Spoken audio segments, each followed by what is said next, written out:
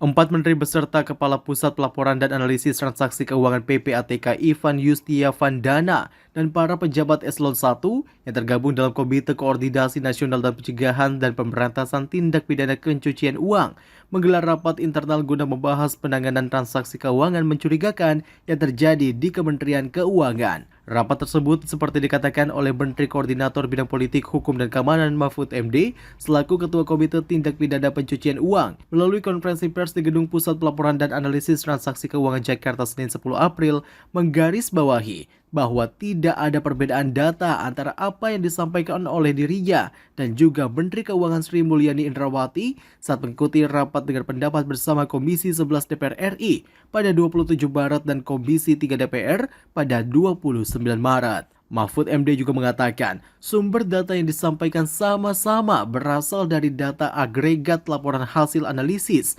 Pusat Pelaporan dan Analisis Transaksi Keuangan tahun 2009 hingga 2023, yakni mencapai 300 surat dengan total nilai transaksi agregat sebesar 349 triliun 847 miliar 187 juta 502.987 rupiah. Menurut Mahfud, yang membuat data tersebut terlihat berbeda adalah cara klasifikasi dan penyajiannya.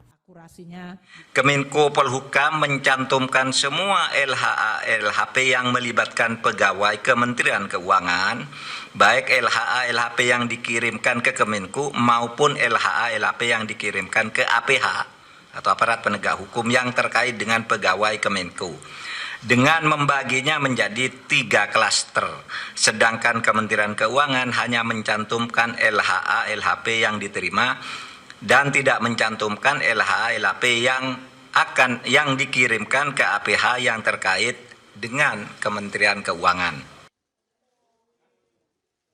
Guna menindaklanjuti keseluruhan laporan hasil analisis dengan nilai agregat lebih dari 349 triliun rupiah tersebut, Komite Tindak Pidana Pencucian Uang membentuk tim Satgas yang akan melakukan supervisi dengan melakukan case building atau membangun kasus dari awal. Satgas ini melibatkan Pusat Pelaporan dan Analisis Transaksi Keuangan, Ditjen Pajak, Ditjen Bea dan Cukai, Barreskrim Polri, Pidana Khusus Kejagung, Bidang Pengawasan Otoritas Jasa Keuangan, Badan Intelijen Nasional, dan Kemenko Polhukam.